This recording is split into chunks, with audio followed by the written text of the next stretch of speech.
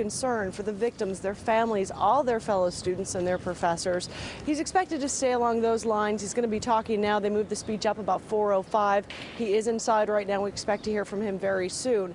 You know, his aides were saying that aid has been offered, federal help has been offered, the FBI, ATF. We do know some of those agents have been sent to the scene, but Dana Perino was very careful to stress that this is still a state and local investigation, but federal resources have been made available to those at Virginia Tech if it's needed. We did get from Dana Perino, didn't we, at least a preliminary brief statement from the president? That he was, it was very short, and that he was obviously very deeply concerned about everybody at Virginia Tech. She went on to say that, you know, all of us can relate to this tragedy for those who went to college or people who have kids in college right now, brothers, sisters. So she said it's a universal tragedy that hits home for almost all of us. And we also know that the president of France is among those who have reached out and expressed his condolences. Do we know at this point about any calls that have been made to the president?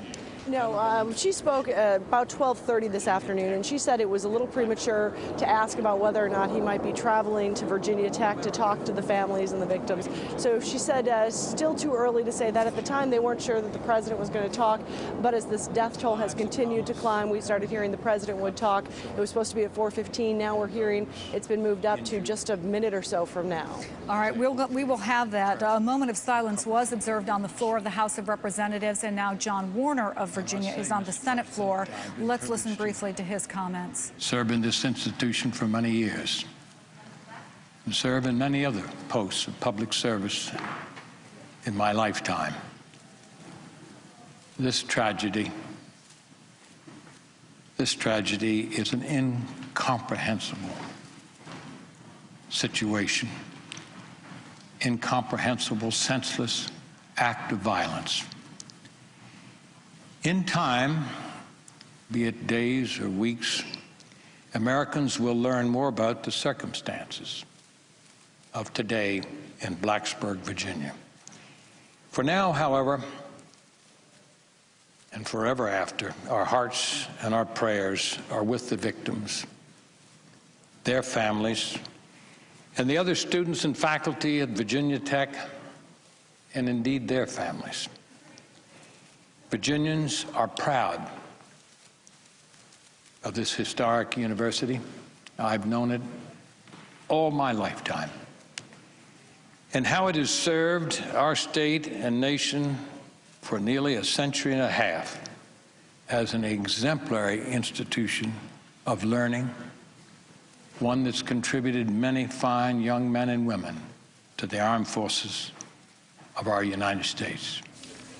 For the moment, John Warner, longtime senator from Virginia, who is commenting on this terrible tragedy, the shooting rampage that has taken 32 lives on the campus of Virginia Tech in Blacksburg, Virginia. As I mentioned, there was a moment of silence in the House of Representatives earlier, and now the President of the United States. Our nation is shocked and saddened by the news of the shootings at Virginia Tech today. The exact toll has not yet been confirmed, but it appears that more than 30 people were killed and many more were wounded. I've spoken with Governor Tim Kaine and Virginia Tech President Charles Steger. I told them that Laura and I and many across our nation are praying for the victims and their families and all the members of the university community who have been devastated by this terrible tragedy. I told him that my administration would do everything possible to assist with the investigation, and that I pledged that we would stand ready to help local law enforcement and the local community in any way we can during this time of sorrow. Schools should be places of safety and sanctuary and learning.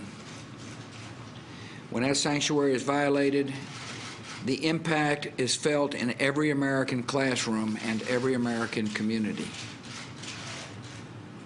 Today, our nation grieves with those who have lost loved ones at Virginia Tech. We hold the victims in our hearts, we lift them up in our prayers, and we ask a loving God to comfort those who are suffering today. Thank you. President Bush now commenting on the tragedy that happened at Virginia Tech University in Blacksburg, Virginia today. 32 people killed on campus there today in 2 separate shootings. It has become the most tragic in terms of death toll mass shootings in the nation's history. The president saying that he is holding the victims and their families in his prayers, also offering all the federal aid that he can. Let's go back to NBC's Patty Culhane, who's at the White House. Patty, when did the president first learn of the shootings? Well, he was told about 12:35. His deputy press secretary, Dana Perino, was the first to tell him, and she said that, the first reaction was what probably many of us had. He was just absolutely horrified by the sheer number of victims in this case. He went on to say that he's deeply concerned about the students and the victims, their families, the professors, the entire area. I've lived in Virginia for several years, and I can tell you that Virginia Tech is legendary in the loyalty that its alumni feel. I've never seen anything like it other than maybe at a Notre Dame. This is very much a local college for the Washington, D.C. area. The majority of their students come from Maryland and Virginia. The president, though, saying that this affects every community. When a school sanctuary is violated, that it's felt in every classroom across the country, basically saying today that we all mourn as a nation. Patty, thank you very much. Welcome to our viewers just joining us here on MSNBC. Continuation of our breaking news coverage. A mass shooting on the campus of Virginia Tech today. At least 31 people killed. At last count, it sounded as though 32 had been killed and more injured. And right now, there are ATF agents on the campus trying to recreate the 2 shootings that happened today. The first one at 7:15 this morning inside a dormitory. The second one 2 hours later inside an academic hall, the Hall of Engineering, where it sounded from reports there on campus as though the shooter, one gunman, had actually closed the doors so that students could not escape the shooting easily, nor could police get inside. Let's go now to Tim Martin, who's with WFIR Talk Radio, covering this story from the campus there on Virginia Tech. Tim, describe the scene there on campus to us at this hour. At this hour, we are waiting on a 4:30 press conference. The media has gathered here in the Holtzman Alumni Center. There are students on the other side of the building, faculty on the other side of the building, everyone just really in awe at what's transpired. It seems like each hour the death count continues to rise here at Virginia Tech, and everyone is taking those numbers and just really grasping for air every time they hear the numbers increase. We're hoping at this 4:30 news conference we're going to get an update as to what police have learned about the gunman. We're also hoping they'll give us an official fatality count as well as injury count. We're not quite sure exactly how many are injured. We know that's probably numbers likely in the 20s. So we are just here bracing for this press conference and really hoping the news does not get worse. Some of the questions the students on campus have got to be addressing today is, why were they just learning about the shooting after both shootings had already happened? It seemed like there were hours elapsing before the university made an effort to notify the students. That's exactly right. The first shooting took place at 7:15 in the morning, and the second one was 2 hours later. And you don't want to place blame on anyone here, but there is that question of why the campus was not put on lockdown after the first shooting occurred. And that is a question that the police department, that the Virginia Tech officials are going to have to answer here at this 4:30 news conference, and we're going to hopefully get some answers as to why that was. Tim, when you're looking around the campus, when you're seeing students or parents or faculty, do people look like they're in shock? Absolutely. They're walking with their heads down. They are just not really knowing what to make of this whole situation. It's the worst tragedy that's happened at a school in the history. And tomorrow we're being told there will be a memorial at 2 p.m. here at the Alumni Center. So the healing is going to start tomorrow, and it is going to be a long healing process here at Virginia Tech. Let's walk back through how all of this transpired this morning. When we take a look at this first shooting, 7:15, it was inside the West Ambler Johnston dormitory. Tell us what happened there, or at least the facts as you know them up to this point, Tim. The shooting happened on the 4th floor, I understand, and there are students that heard gunshots, and police were called to the scene. A 911 call came in at 7:15, and they responded to the scene. And really, what happened after that, but in the 2-hour period, is a very gray area. They weren't really willing to give much details about that in their earlier press conference. But the shooting at Norris Hall happened about 2 hours later. Many victims in that. Tech immediately put the campus on lockdown. You could hear over the loudspeakers telling all the students, get in the dorms, do not come out. And there were rows of ambulances, 20, 30 ambulances that were lined up. It was like an ambulance post as they waited. I actually saw them bring 2 victims out and put them in an ambulance and take them off. And then as that calmed down, we had the press conference, and the president talked about how this was a tragedy, and now students are leaving. A lot of students have left the university. A lot have stayed, though. And when you're in college, and I was in college not too long ago, it's always good to have friends around, because at a time like this, you really need your closest friends near you. And I'm sure that there are parents right now who are embracing their students, and of course, we don't want to forget the number of dozens, really, of families whose loved ones weren't so lucky today and not getting a chance to embrace theirs and to be thankful for the fact that they escaped. Tim Martin from WFIR Radio, thank you very much. Thank you. Contessa Sharon, in the control room, we have another person on the phone who was there during the shooting there on the campus, assistant professor from Virginia Tech, Rafaela DeVita, who was 1 floor above the shooting when it took place. Professor DeVita, great to talk to you. First of all, our condolences here at MSNBC for the tragedy that you and your colleagues and the students on campus have had to experience today. Thank you. Can you describe to me what you experienced? Well, it was awful. I mean, I was in my office. I was ready, to go to the classroom and teach, and I first started to hear this weird noise. I mean, this weird noise. I didn't know what it was, to be honest. And then I got an email from one of our staff members, and she told us to stay in the office and to lock the door. And that's what I did. I just locked the door, and I was in my office, away from the window, on the floor, and I could hear the shooting. And then, I could hear the police, screaming. It was awful. It was just awful. And then, after a while, I started to hear that the police was actually breaking doors. And they started to break doors that were, for doors of offices that were close to mine. And then they started to break my door, the door of my office. I didn't know what to do, because I didn't know if it were... Were they yelling at you, police? Did you know it was the police breaking in, or did you think that it... No, the police was breaking in. I think they wanted to make sure that in every office there was nobody, or there was not the shooter, basically. But in other words, did you know it was law enforcement breaking in and not a potential gunman? No, I didn't know. I mean, I didn't know. Indeed, one of my colleagues just let them break the door, and he was, because he was in the office. But he said, "How will I know that, the police was there instead of the shooter, let's say?" And so he let them break the door. He actually had put already the desk and all its furniture, behind the door. When I heard that there was police and they started to break the door, I just opened the door. And Professor DeVita, could you actually hear the gunfire going on below you? Yes. To your knowledge, was it inside one classroom? Was it inside a lecture hall? Do you know? It was in a classroom. In just one? Well, I don't know exactly. I mean, I could hear down. I know that where I am, the office is basically on the 3rd floor, and down there are some offices, but mainly classrooms. So I know that it happened in one of the classrooms, because that's where I teach. So I know that that corridor where the noise was coming from, they're basically all classrooms.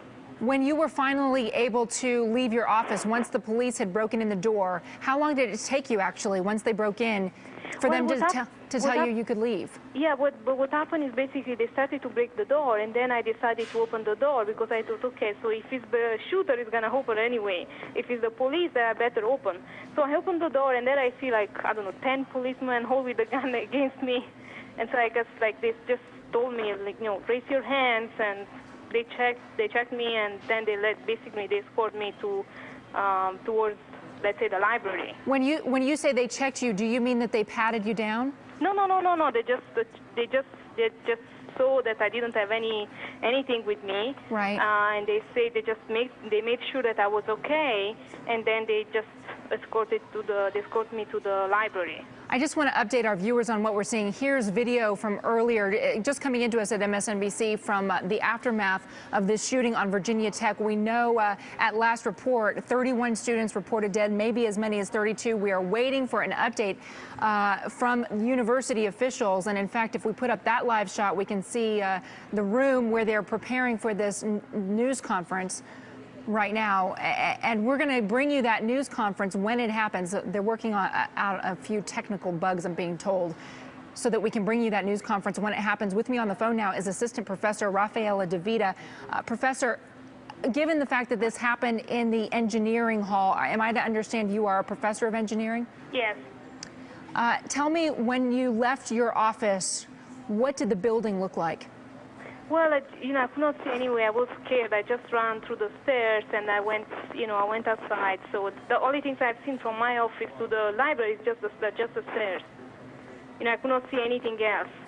Do you know yet whether you are acquainted with any of the victims? I know that some of I've seen from the news that one of the professors in our department actually got injured, but that's all I know. I don't know of anybody else. And can you just describe how you're feeling at this moment? I feel so bad and so sad for the families of these students and, I don't know, faculty and staff that are involved. Just very sad for them and very sorry. And that's, And do you have any opinion about the way the university handled this tragedy, the fact that there were 2 hours in between the first shooting at that dorm and the shooting inside your academic building? Yeah, I don't know. I think it's hard. It's hard for them to, to prevent everything and to know everything. I don't know. It's hard to judge. Assistant Professor Rafaela DeVita, I'm sure this has been a very traumatic day for you, what with hearing the gunshots and having the police breaking down your office door, and you have managed to escape, and for that we're happy. But again, our condolences for what happened on your campus today. Yeah, thank you very much. Once again, we are following the breaking news out of Virginia Tech University there in Blacksburg, Virginia. A massive shooting today, at least 31 people killed, making this the deadliest shooting in U.S. history. With me now is MSNBC analyst, former FBI profiler Clint Van Zandt, author of Facing Down Evil. Clint, when we're talking about a single gunman, which at this point it sounds like it was one person who went on this campus and started the shooting this morning, 7:15, early in the morning. Sure. And then a 2-hour time lapse to go to the engineering hall and then to resume shooting again. Yeah, this is a challenge, trying to wrap our arms around why someone would do something like this. But the one thing that has jumped out at me all day is the focus and the potential degree of pre-planning. As NBC's Pete Williams has been reporting all day today, it appears there were two weapons, a 9mm semi-automatic pistol, like one I carried in the FBI. So you carry 16 rounds in that before you have to take the magazine out and reload another one, as well as a .22 caliber weapon, whether that's a pistol or revolver, we don't know. But I mean, many of us will know that a .22 was what was used to kill Robert Kennedy. So it's a very deadly weapon up close also. So this individual had two guns, multiple rounds, magazines with him.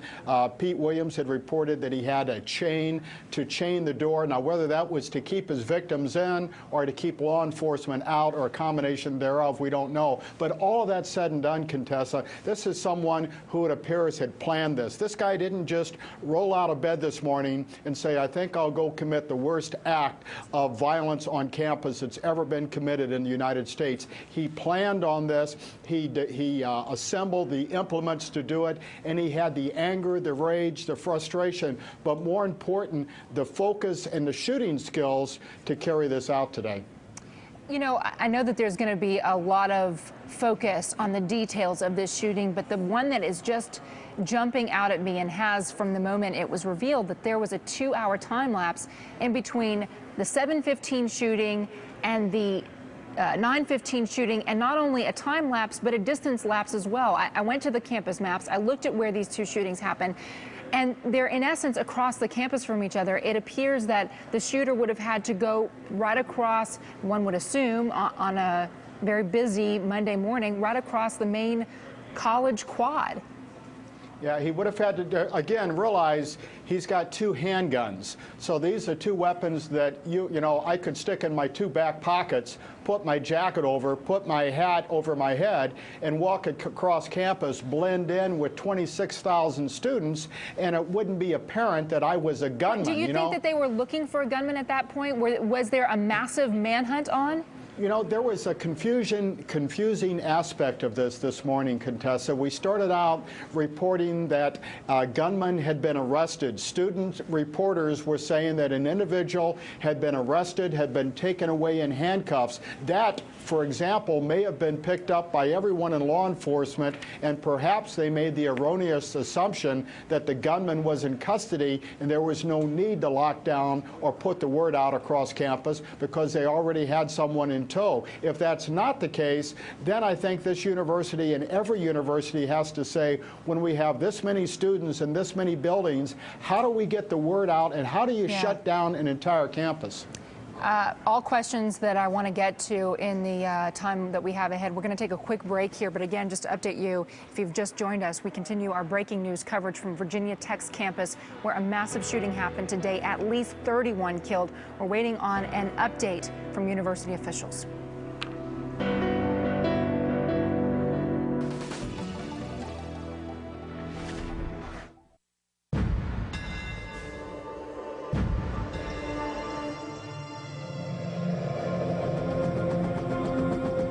Great feats of engineering don't start with the top. Introducing the all-new BMW 3 Series convertible. Built from the ground up to be an ultimate driving machine. I'd like to welcome everyone to the first moon office. Sure, there's going to be a few kinks to work through. But wait till you see this view. How are we going to get our shipments to our customers? Don't worry. Mr. Stevens took care of it. You bet I did,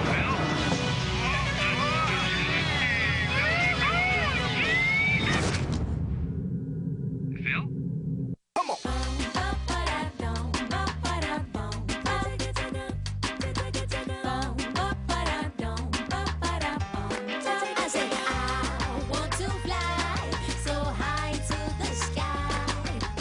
Those shoes have you written all over them. Do your glasses?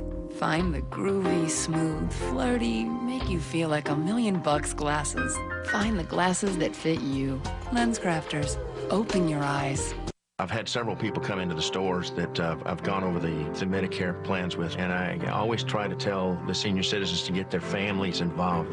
And I had one lady that kind of tears welled up in her eyes a little bit, and I realized I'd said something wrong, and actually it was that she didn't have any family members to talk to. So I scheduled some extra time with her and went over it on a one-to-one basis and tried to help her make a choice. Now I'm her son, I guess. My name is Rodney Wilson, and I'm a CVS pharmacist. Worried about rising monthly payments in your adjustable mortgage? What if you had a mortgage with the option of a low monthly payment and a fixed rate for the life of your loan? Well, at ditech.com, we have a totally new fixed-rate mortgage that enables you to keep your monthly payment low with the security of knowing that your rate will never change. At ditech, you can feel confident that you're being taken care of every step of the way. Call 1-800-71-FIXED or log on to ditech.com, a GMAC company. Attention Medicare beneficiaries. Now get your vital diabetic testing products delivered right to your front door from Diabetic Experts of America. Monitors, test strips, and more delivered directly to your home. We'll do the Medicare paperwork for you, and a representative will call you regularly to follow up. To learn more, call 1-800-975-1667. Diabetic testing supplies delivered to your front door. That's Diabetic Experts of America. Call now. No, we only give loans to big business. Good afternoon. My business plan is fantastic. What's that? And as you can see, our those small business owners. Research indicates this trend will continue well into next year. Now, if you turn your attention to my 10-year forecast, Does your bank think small about your small business? Call Capital One instead for no-hassle business loans, lines of credit, and credit cards. Check your mailbox. Hello, Capital One. What's in your wallet? Massacre at Virginia Tech. Stay with MSNBC for complete continuing live coverage.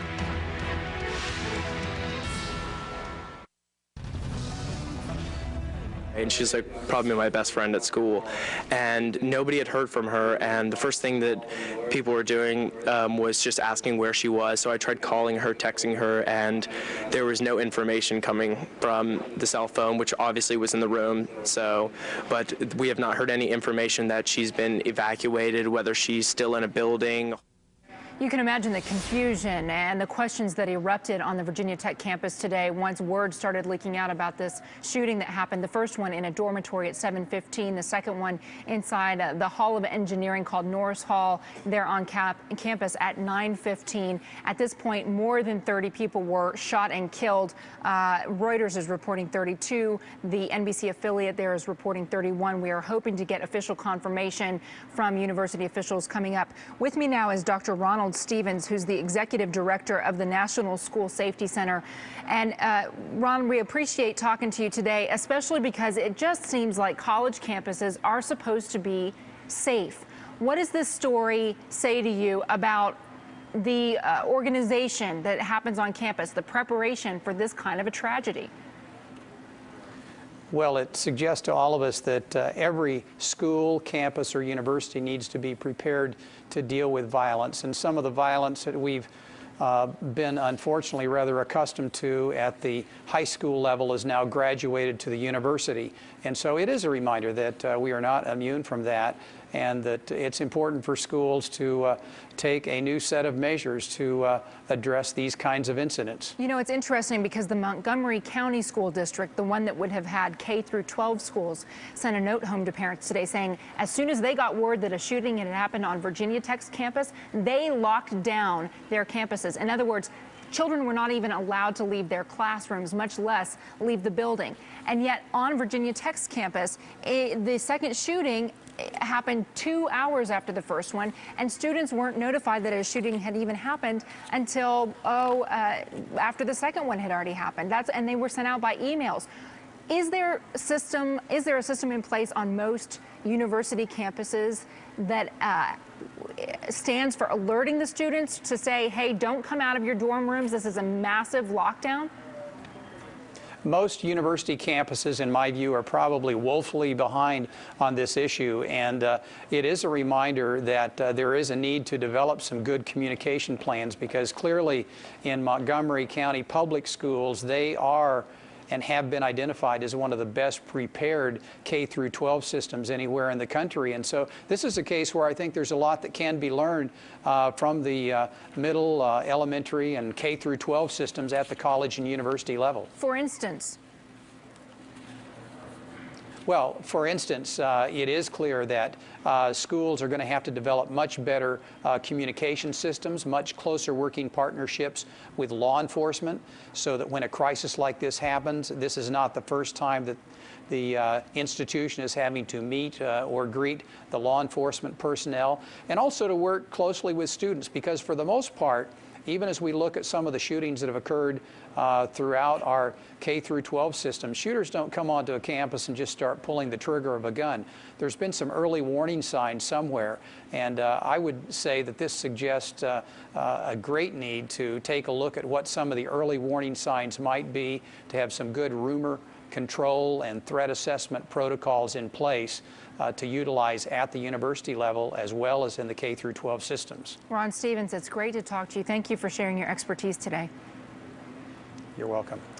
Once again, on the Virginia Tech campus, a massive tragedy today. A shooter went inside a dormitory, opened fire, and then disappeared for 2 hours. He then reappeared at an academic building, an engineering hall, went inside a classroom, and was able to shoot and kill more people. The death toll now stands at more than 30. We're waiting on a news conference in any minute now, really, where we're expecting university officials to update us on the number of people killed and the number of people injured, and how a gunman was able to hide for 2 hours while the police were investigating a first shooting, unable really to prevent a second shooting from happening. Clint Van Zandt, former FBI profiler, MSNBC analyst, joins me now. Clint, what stands out to you as perhaps the one mistake that people are going to look at on the campus, or perhaps for campus police, and say, here's where we could have done things differently? Well, I think right now we have to answer the question that you just posed, Contessa. Was there information to indicate that this shooter was still active, was still on the campus? It appears that the vast majority of those killed and wounded took place at the second shooting site, which was, again, as you indicate, 2 hours later. So was there sufficient information and lack of confusion on the part of the school and law enforcement where they could have started to shut the campus down? And again, as your last guest suggests, how do you do that? In a high school building, you can put an announcement over the PA system in one building. You can say code 9, and all the teachers know to lock the doors, push a desk up against it, and get down behind the desk. When you have 26,000 students amongst dozens, if not hundreds, of buildings on a college campus, you don't have that same capability. Now realize this school had just experienced bomb threats within the last couple of days. Whether that was related or not, we don't know. But a number of the students interviewed on MSNBC today knew of those bomb threats. So if they knew of those, is there another way to get the information out about an active shooter? And if we can, then how do we lock every classroom down and protect these students until we get the shooter in custody? And one of my producers was pointing out that when he was in college, he said he wouldn't have been out of bed even at 10:15, much less checking his email. So in this case, the fact that these alerts went out via email may have been really unhelpful to the people who weren't logged on, checking their email. And I want to go through them. I mean, the first one that I'm seeing that was sent out by the university was at 9:26. The first shooting happened at 7:15. The second shooting happened at 9:15. And the first email went out some 10 minutes after the second shooting saying, a shooting incident happened. The university community is urged to be cautious. It wasn't until 9:50, some 35 minutes later, that the email went out saying a gunman is loose on campus. Stay in buildings until further notice. Stay away from all the windows. In many cases, Clint, the universities have campus-wide television or campus-wide radio networks. Should they have campus-wide intercoms? Well, in this case, I think it proves you should have something. You should have something in every building, in every classroom. Maybe there's just one room in every building, but at least there should be a monitor there, perhaps someone listening who can get that word out, who can go from classroom to classroom, knock on the door and say, shut this down. But realize now, we've got a 2-hour period where upwards of 26,000 students, to include the gunman, are walking back and forth across campus. As you pointed out, the gunman would have had to, it looks like, walk across the quad, which could have taken him, what, 15, 30 minutes to walk from one building to the other. What was he doing in those 2 hours before he went in and started shooting again? And did law enforcement know what they were looking for? Did they think the guy was already in custody? There's a lot of questions that have to come out in this press conference. And you know, the terrible thing, Contessa, is even before we start start to mourn the dead, we're already looking to who to blame. But we have to learn. You know, we have to learn from these situations. And for the thousands of college campuses across this country, if there is a lesson to learn today, it may be we have to have a better way of getting the word out and locking these campuses down. You know, I was speaking with the assistant professor of engineering, Rafaela DeVita, who told me that she doesn't blame her university, that she feels like, you know, there was a lot of information coming in a very confusing situation. And certainly, I don't want to be the one to point fingers, but there are some glaring questions that happen. And the biggest one, I'm sorry, but if I'm the family of one of those victims shot inside that engineering hall, inside a classroom, I want to know, why wasn't there a massive hunt for the gunman on the loose starting at 7:15? Why did it take until 9:50 for the email alert to go out to everyone? There's a gunman loose on the campus after it appears the gunman had already shot and killed himself. Yeah, you know, I remember as a kid we had civil defense sirens or tornado sirens that went off, and I'm shooting from the hip here, but maybe we need something, some way to send off a tone across the campus that simply says whether it's weather related or whether there's a plumbing problem or whether there's a shooter on campus, when you hear that siren go off, everybody hunkers down and stays right where they're at. I know I've had at least one parent call me who has a child at Virginia Tech, a friend of mine, who says, you know, their information is that students were summarily executed by the by the shooter, I should say, as he walked from classroom to classroom. There's going to be not just contradiction on the information that flows back and forth. Parents have now got to make a decision. Was the school wrong in their response? And is my child going to continue to go to this school that has had 2 incidents this year already? The answer is, you know, this is an anomaly, I think. Virginia Tech is one of the best engineering schools in the country. They produce wonderful, bright future leaders. But how do we protect them, and how do we protect every college campus? And I want to just mention, Clint, that we're watching right now inside the graduate hall at Virginia Tech University. We're expecting shortly the Virginia Tech president, Charles Steger, to talk to reporters there and describe the situation. The person who's at the podium now is just explaining to the media what is about to happen and who's going to speak at this news conference. We're keeping our eye on that. And as soon as it happens, Clint, I'm going to interrupt you so that we can get to that. It should happen momentarily here. In the meantime, you mentioned parents now questioning whether it's safe for their children to go back to class. You know, again, we have a whole list of emails that the university sent out. It does appear they did try to warn people. It's just the warning in many cases was too little, too late. Let's also talk about the gunman.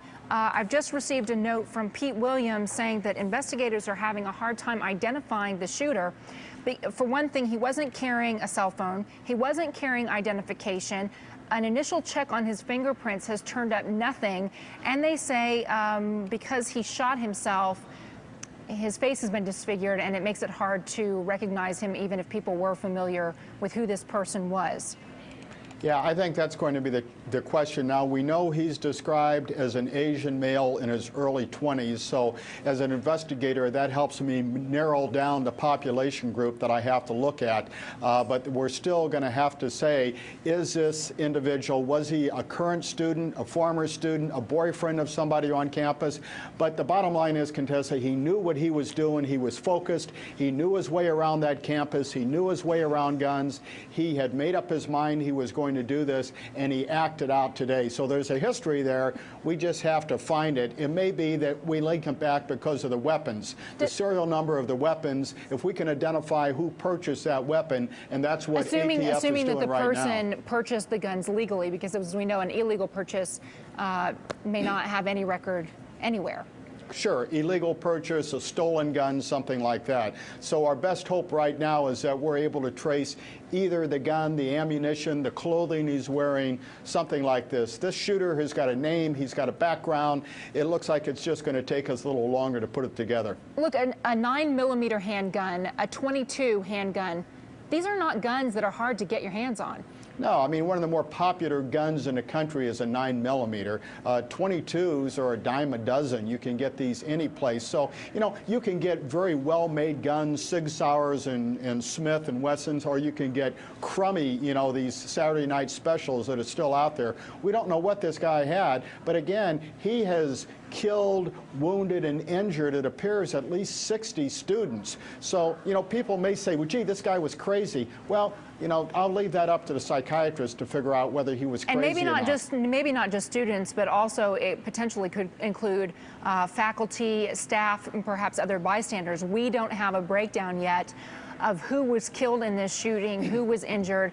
We're hoping that this news conference that we're keeping an eye on the right-hand side of your screen, will give us some of those details. In the meantime, let's talk a little bit about the fact that he was shooting at 7:15 in the morning. I mean, oftentimes we don't hear of shootings happening until the middle of the day or later in the afternoon.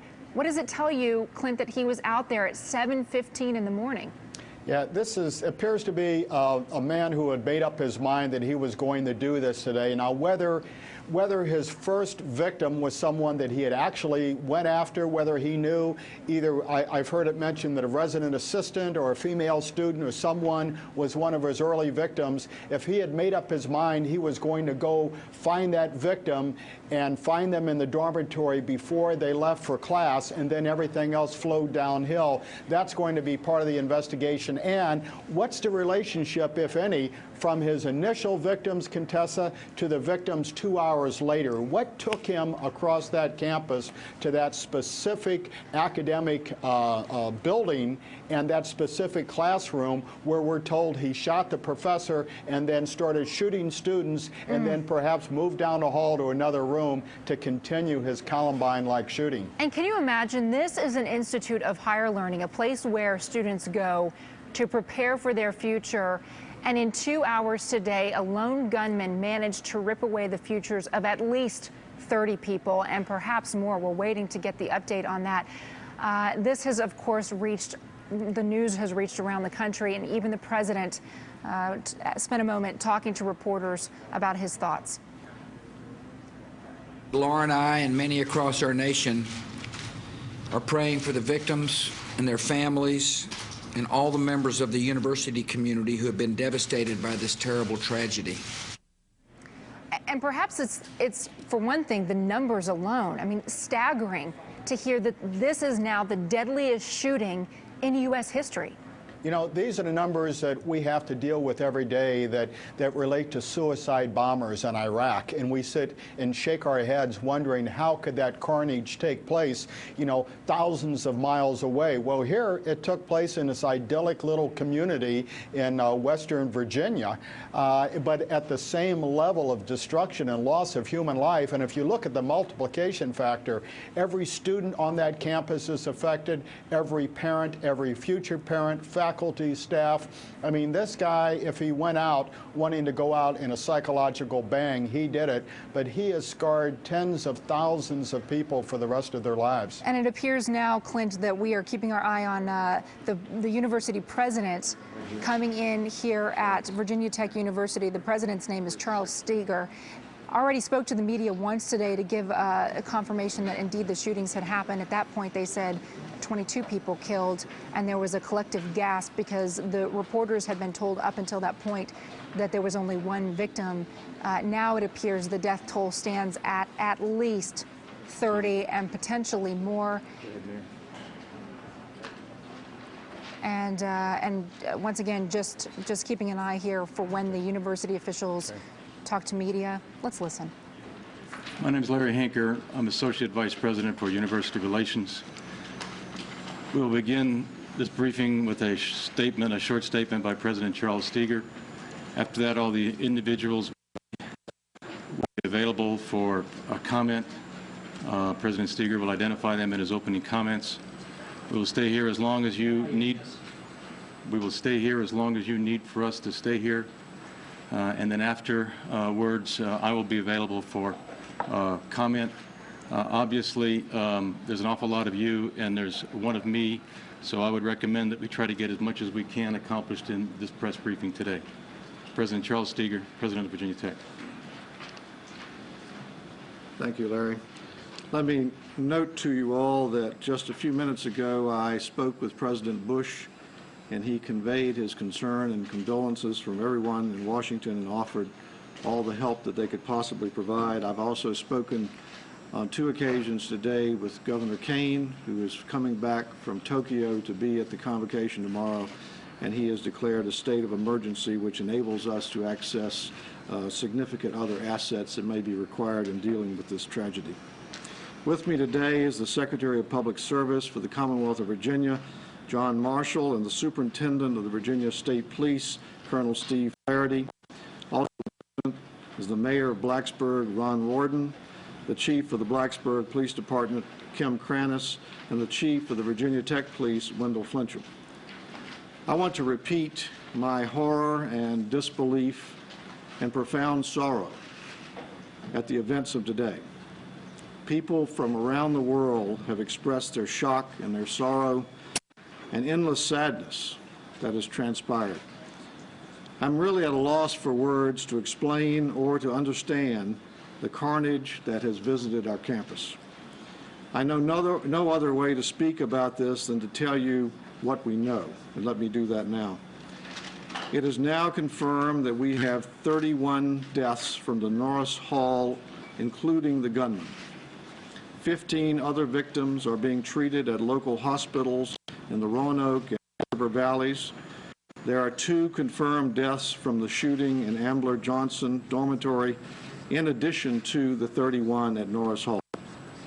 We have not confirmed the identity of the gunman because he carried no identification on his person, and we are in the process of attempting that identification. Norris Hall is a tragic and a sorrowful crime scene, and we are in the process of identifying victims and in the process of notifying next of kin. This may take some time. We will not release any names until we are positive of this notification. We anticipate being able to release a list sometime tomorrow. We're asking our students to contact their parents and let them know of their status. Our investigation continues into whether there is a connection between the first and second incidents, and that has not been decided. We know that parents will want to embrace their children. We're not suggesting that you come to campus. However, if parents feel that they must come to campus, we are locating counselors at the end of Virginia Tech, which is this building you're in now, to be available. As you can imagine, security, investigation, operational, and counseling resources are very taxed at this moment. However, we are getting assistance from the state police, the FBI, the ATF, local jurisdictions, and the Red Cross. And we understand the desire, indeed the compelling need, to get information on the part of families, students, and loved ones. But unfortunately, this is all the information that we can verify at this point in time. We're posting information on our website as we learn it. Our communication systems are taxed. Also, we're also posting information on the website for the state police, which is vsp.virginia.gov. I think we're ready to take questions. President Steger? Yes, ma'am. Why not shut down campus after the first shooting, whether they're connected or not? Couldn't some of those deaths been prevented if classes had been shut down earlier? I'll let Chief Flincham respond to that. The information we had on the first incident led us to make the decision that it was an isolated event to that building, and the decision was made not to cancel classes at that time. Why were the students... We can't hear that. Could you say why the students weren't notified for 2 hours that there had been a shooting on campus? Well, they were notified that there was a shooting. But you have to remember that of the about 26,000 students that we have here, only 9,000 are on campus. And when classes start at 8 a.m., thousands of people are already in transit. So the question is, where do you keep them where it is most safe? And we concluded first that the incident in the Ambler Johnson was domestic in nature. In fact, we had some reason to think the shooter had left the campus. In fact, may have been leaving the state. And this other event occurred 2 hours later. So, well, the first blast email didn't arrive to students till 9:26. Well, that's when we were able to confirm. The call came in to the 911 center at 7:15. I don't know when the police got there. It was about 5 or 10 minutes later. Very soon. Then we interviewed witnesses to try to find out what was going on and then decide what the best course of action was to do. What led you to believe the shooter had in fact left the campus and possibly escaped? We had information from witnesses and the evidence at the scene that led us to believe the shooter was no longer in the building and more than likely off campus. More than likely, why? I'm not going to release that at this time. Can you tell us if you believe that the shooter was in fact a student here? From the first incident, we do not know at this point. From either incident? We do not know at this point. Two shooters? We have one person that's deceased in Norris Hall that was a shooter. We do not know if the two incidents are connected. That's part of the investigation that we're looking into, and we're trying to determine whether they are or are not related. Are you looking for someone? At this time, we are not looking for someone. We are continuing to investigate, talk to witnesses, and going from there. What weapons have been recovered? I'm not prepared to release that at this time. President Steger, I'm representing Rapid University Forest Server. Our campus is 15 minutes down the road, and we felt the shock and our condolences for you guys. Right. How can campuses across the nation better prepare for this situation? I understand there wasn't a level of security, in the classroom, even in the building. How 15 minutes down the road, how are we supposed to head off this kind of trouble in the future? Well, it's very difficult because we are an open society and an open campus, and we have over 26,000 people here and hundreds of buildings. And I think the best thing we can do is we ask people to report anything they saw that was suspicious, but we obviously can't have an armed guard in front of every classroom every day of the year. So, will you have meetings in the future, or I'm sure you'll have meetings? We will following do, this. after every incident, we do a complete review of how it was handled, how we can make improvements, as we did with the Morva situation in the fall. But it's one of these things that no one anticipated, and you have to remember that you can only make the decision based on the information you know at that moment in time, and you don't have hours to reflect on it. You have to take immediate action. Do we have any reason to believe that the bomb threats, including the one on Friday, are connected to this at all? Go ahead. I'm sorry. We're looking into that to see if they are or are not connected. It's certainly a possibility that we're exploring. Did the gunman kill himself or was he killed by police? The gunman took his own life. Can you give us any details about what happened first in the dorm and then later in Norris Hall? Because I think rumors were rampant about what actually transpired. Officers responded to the dormitory West Ambler Johnston. They found 2 people had been shot. We started our investigation from that point, interviewing witnesses. We were on scene at that time when the second incident happened. Were they found dead at the scene? Both people were transported to the hospital from the scene. Were they shot in a room, a student's room, an RA's room? They were shot in a dormitory room.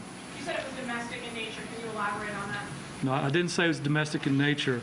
Initial information we were getting led us to believe that it could have been, and that's one of the possibilities we were exploring at that time. One of the dead is the shooter's girlfriend. I'm sorry, Is one of the deceased from that first shooting the shooter's girlfriend? I do not think so. Can you tell us how many of the dead are students and how many might be faculty or other staff? We do not have those numbers yet. Was there a shootout between the shootings on campus and another shooting off campus at an apartment? ABC News was reporting an apartment shooting prior to the first shooting at West AJ. I'm not aware of any shootings off campus. Was there a shootout involving officers and the gunman? And were you in a situation where you had to decide when to send officers into the building? There was not a shootout between the officers and the gunman. Officers went in immediately upon arriving at the building. Did you at any point tell the suspect to get on the ground? I do not know. How would you characterize these shootings? Running through hallways, in the classroom, pulling the trigger, or have you heard of the execution? We're still preliminary into the investigation, and I'm not prepared to release that at this time. How many weapons did he have? Or were they specific? I'm sorry. Let me go to this gentleman. I'll be right back. How many weapons did he have? I'm not prepared to release that this time either. The lady in the back. Let me get back to your question about closing the campus. When the shooting occurred at Ambler Johnson, that building was closed immediately. And we thought we would be able, if someone were leaving or whatever. So that's a point I didn't make. So you thought the situation was under control? Right. And well, as best we could. Yeah. Excuse me. Well, she was next. There were reports that the shooter had not himself in the building at Morris Hall. Is that accurate? He was not or should not allowing officers to come in. I mean, is that accurate or no? We're still interviewing the witnesses to determine exactly what happened. Were the doors chained when you arrived? I'm sorry. What location did the shooter die? Inside of Norris Hall. Is there any indication why he was shooting at Norris Hall, that particular place? Not yet. Were all of the victims, were all of the bodies found in one room in Norris Hall, or were they found throughout that building? Different locations. Were the doors to Norris Hall chained when you arrived? So that you could not get in and people could not get out? From preliminary reports, and I haven't been able to confirm, some of the doors were chained. Was the shooter a young man or was he older? We do not know who he is yet. So I know you don't know who he is, but what age did he appear? I do not know. Different locations that you, I mean, how many murder scenes are you dealing with here? How many locations? You're shot in different parts of the building. I don't have the answer for that. To me, it's all one tragic location. Were all of the shootings in Norris on the second floor? I do not have the answer for that either. Are all of the victims still inside Norris or still inside AJ? All the deceased victims, are they still inside the location at the crime scene? some of them are still at Norris Hall, yes. And also, if one is deceased and you're not looking for anyone at this time, is there anyone in custody right now that you believe could have been a secondary shooter? There is no one in custody at this time. Was anybody arrested after the first shooting? Did you have any arrests? No one was arrested after the first shooting. Or after the second? Did you have any other arrests? No, ma'am. But can we go back to the first scene of the shooting and what the thinking was at that time and some of the process you thought in terms of your decision making at that point? We knew we had two people shot. We were acting on information we had at the time. We secured the building. We secured the crime scene. We had information that led us to believe that the building was secure and that the person had left the building. Well, at that point then, when the person left the building, what was the process going on with your force then? Our force, in conjunction with Blacksburg, Montgomery County State Police, were following up leads, and we were looking for a person of interest at that time. And who was the lead investigative agency? Is it your agency then that was calling the shots? That's correct.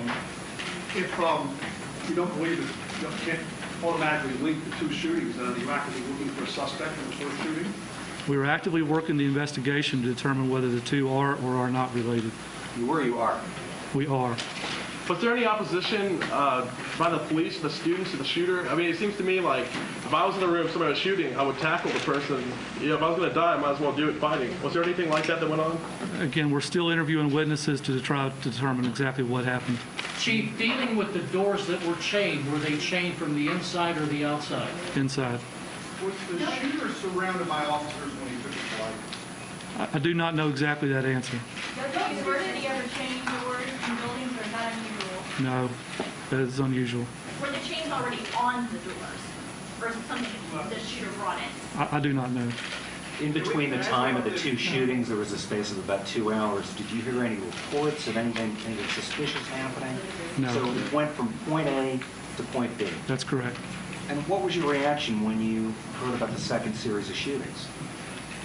Dismay. I mean, this is a tragic, tragic event. I can't express how much sorrow I feel for the families and everyone involved in this incident. But we're doing everything we can to bring this investigation to a successful conclusion, find out all the facts, and go from there. Do you feel like a lockdown would have been helpful after the first one, or do you feel like it would have been too hard to get a lockdown going on, everyone alerted? You know, you can second guess all day. We acted on the best information we had at the time. In the first shooting, we hear two victims. We've heard that one of the victims is a resident, an RA. Can you confirm that?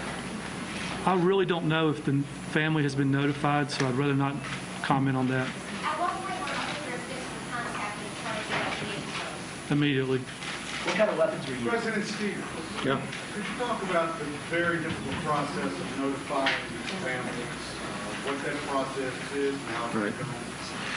Well, as Chief Flincham said, we are in the process now of still identifying the victims. As we do that, the police will be in touch with the families, and we will also provide some counseling. We have counseling centers open in AJ now at 5 o'clock, and then also in the McComas Center. We have counselors here at the end to be available to meet with some of the families that are coming here waiting for this news. And there will be other gatherings and support staff available to help anyone. This is a shock, is a mild understatement, and we're trying to do everything we can for these families. Is there a phone number for families? Yes, there is. To check? Yeah. There's a number. Larry, do you know what it is? 231-3787. That's the Dean of Students Office. Can you characterize how many witnesses there are that you are interviewing? 231-3787. Area code 540. Chief, can you outline your lockdown policy for the university? Larry, you want to talk about that? I'm not on which one is The lockdown policy. I mean, are you saying that, do we have a policy to lock down the campus? Yeah, like when and under what circumstances do you do it? What's your timeframe? I don't, it's not in my communications plan. I'll talk about it. I mean, obviously, every situation you face is different, and we do have 9,000 students on campus and about 14,000 students off campus.